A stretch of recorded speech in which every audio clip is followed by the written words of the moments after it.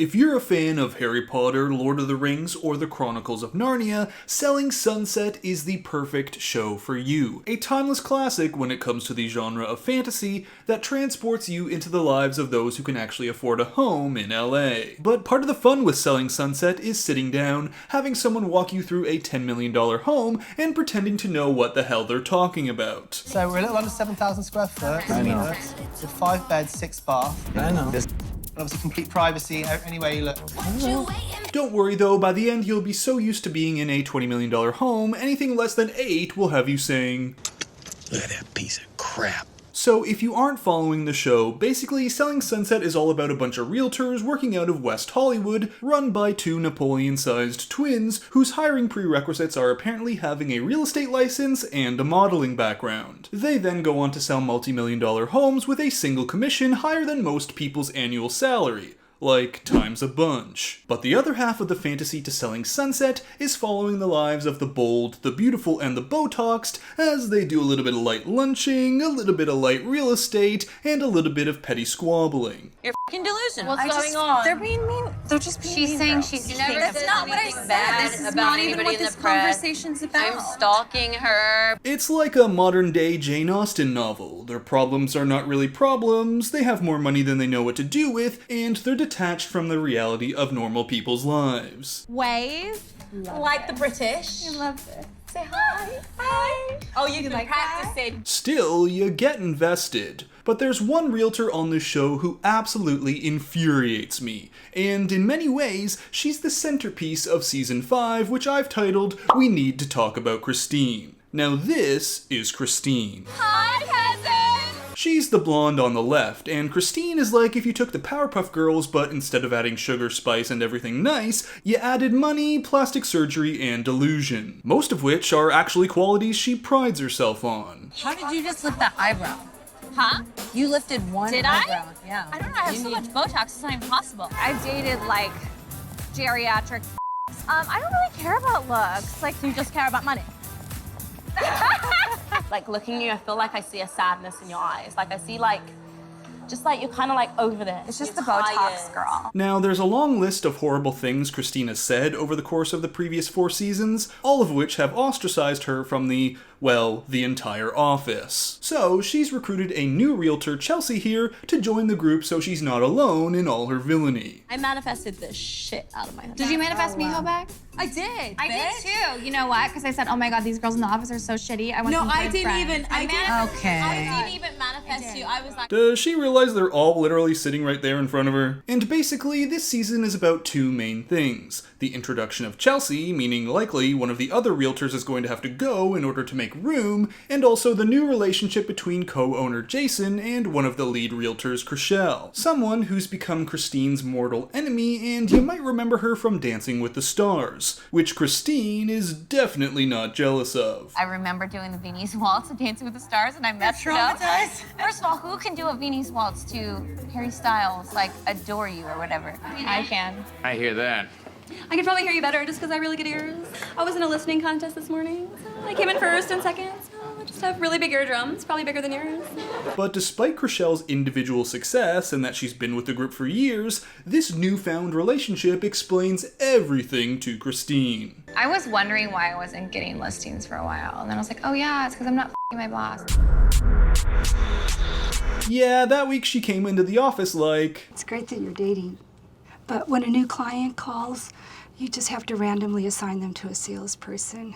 You can't base who gets new clients on who you're sleeping with that week. but this is only the tip of the iceberg when it comes to the grievances I have against Christine. She'll pull out fake apologies to everyone. I've f***ed up.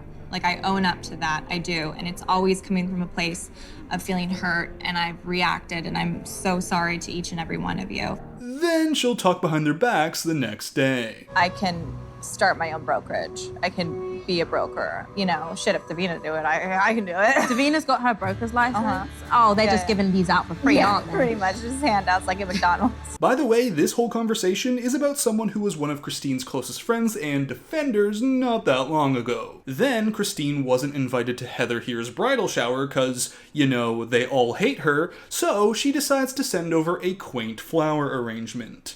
Who's this from? That's intense. From Christine. Now that's how you send a message and make someone else's celebration all about you. Worse yet, you can't even do anything with it. What are you supposed to do? Pop it in your trunk and put it on your kitchen counter when you get home? Christine wasn't even invited to this party, but of course somehow finds a way to potentially steal the spotlight away from Heather. It's ridiculous. I mean, Christine is a narcissist and probably the worst human I've ever met in my life. Now here is Emma, another rival of Christine's cause, well, they all are. And Christine decides to try and sabotage her by offering one of her clients $5,000 to drop Emma and come with Christine. A plot that seems so stupid because wouldn't the client, who likely has millions of dollars anyways, just immediately tell Emma all about it? Yes, that's exactly what they did. So an associate of Christine contacted my client and offered $5,000 on her behalf to not work with me and to work with her instead.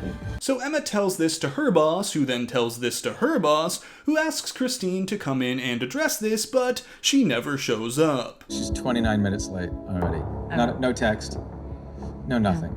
No, I don't think I need to have a conversation with mommy and daddy, or Jason and Mary. No, I don't think I need to have a conversation with them. And this all seemed so insane, it left me wondering how much of this is actually scripted. I mean, at the end of the day, I don't really care what's one extra filter added to my Selling Sunset fantasy watch, but there is another thing with Christine that infuriated me more than anything else. Guess how long ago Christine had her baby? I've got a 3-month-old.